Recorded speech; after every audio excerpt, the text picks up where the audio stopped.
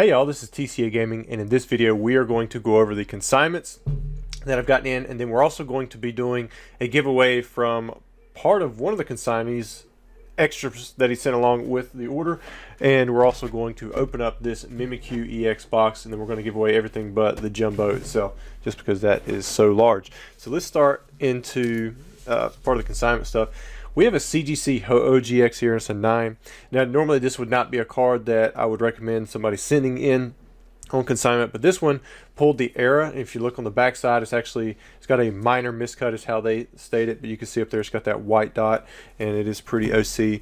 Then we have another card right here, another one that would normally not be graded. You've got a Luxury Holo from Shining Fates, pulled the mint 9, but it has an obstruction error. I don't know if you guys can see it, but there's just like this middle stripe full of nothing but like silver dots and stuff. So I thought that was pretty cool, and it even says up there that it is an obstruction error. Next up, we have a reverse holo Kabutops from Skyridge. This is the only set with reverse holo crystals. There's only one of two sets that have crystals anyways. The crystals were introduced in Aquapolis. Skyridge is where we saw the reverses as well. Here we have a shining Kabutops. This one is an 8.5.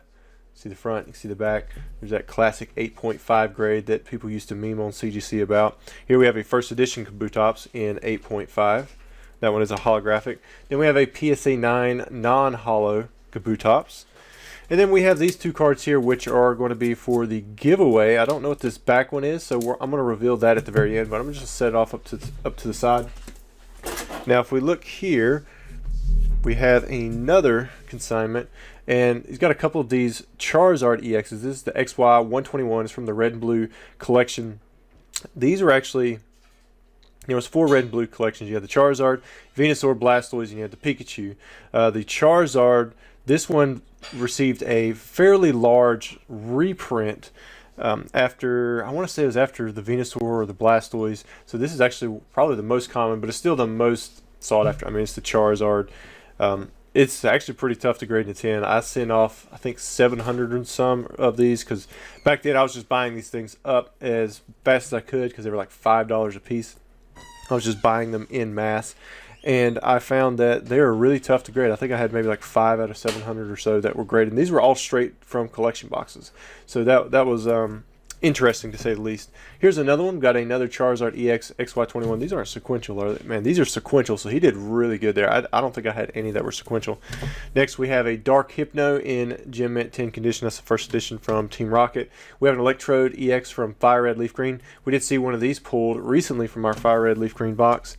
Here we have an Espeon. This would be nice in a 10, but it's at a 7. Still a nice overall near mint grade. A lot of value for what you're going to be getting there at the price compared to a 10 anyways. Here we have a Giovanni's Machamp. This is first edition Gem Mint 10. One of the cheaper Gem Mint 10s from all of Wizards of the Coast, first edition that you can get in holo.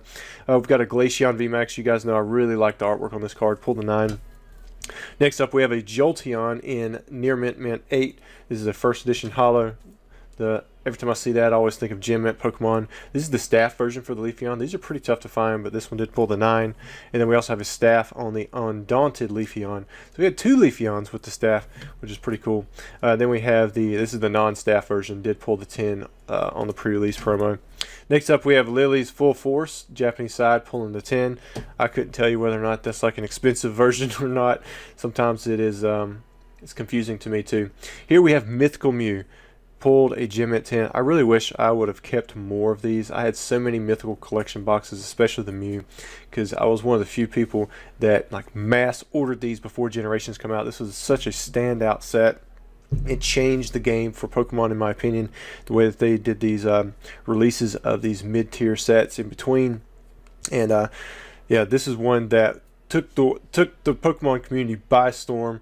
After it come out, I mean, everybody was trying to buy them at 3 times MSRP, and then eventually they got saturated because there were so many releases. It was one mythical collection after another, one for every month, and that was just too long of a prolonged process. But this is the one that was very first, and I really like this Mew. The fact that he has a gem at 10 just takes me back to that 2016 time frame when I was buying these. I had just boxes and boxes of the pins because you could only get them in the Mythical Collection pin box. Alright, next up we have Muck in gem at 10 first edition. Another very easy first edition holo to get from WotC, or one of the easiest. Not super easy as it is, but you're going to find the price on that is reflective of that. So if you're looking to pick up a WotC holo in PSA 10, especially the first edition, Muck and Giovanni's Machamp, they should be pretty good. Pichu Bros, very unique looking card here. Pulled the gem at 10. This is from Pop Series 3. One of the cards that people try to pull from that set, and it's not that tough of a pull. Next up we have a Mega Tokyo's Pikachu. This is with the Charizard there. I'm not sure like why some of them are called Poncho and some are not. Maybe that's just in how the release was done, because this kind of looks like the Poncho wearing Pikachu to me, where he's got like that Charizard cape on. Next up we have the Generations Toys R Us promo. The Pikachu pulled the 10 as well. A lot of very strong cards in the submission. Red's Pikachu, another super saturated card for the market, but it's such great artwork and has a lot of tie to the game and the history. Plus it was the 20th anniversary campaign release, so it's going to kind of outweigh any of that saturation over time, like we see with the Ancient Mew now. Can you imagine if the Ancient Mew had been a rare release, how expensive that card would have been? Next up, we have a Shining Kabutops first edition gem at 10. Imagine this card would get a little bit over $1,000, which kind of seems like kind of crazy, because if you'd pulled that from a Neo Destiny first edition pack and then you scored the 10, you would have thought you would have made out really good, but it's actually right around the same price of what the pack would be. Next up, we have a Shining Mew, pulled the 8. I would love to see this on the English side one day. Next up we have a Sylveon VMAX. This is the alternate art. You can see right there, pulled the 10. A lot going on here. One of the big chase cards from Evolving Skies. It's not Moonbreon, it's not Rayquaza, but Sylveon definitely holds its own. But here's the original Moonbreon. We have the Umbreon, the very first release of this card back in Neo Discovery. Pulled the 9. Would have been a huge card in the 10, but still very expensive in the 9. I'll be curious to see where this goes. I think the last one I sold went for about $900. Alright, and then last but not least, we have the Luigi Pikachu from the Mario Pikachu collection. And it's been signed by Charles Martinet. I don't know who that is. I probably should. Is it like a Santa? It says ho ho right there. So is this like some kind of a Santa guy? Maybe this is somebody that is a voice actor. I really don't know. So maybe you guys could let me know who he is. But PSA has graded the card near mint 8, and then the auto is authentic.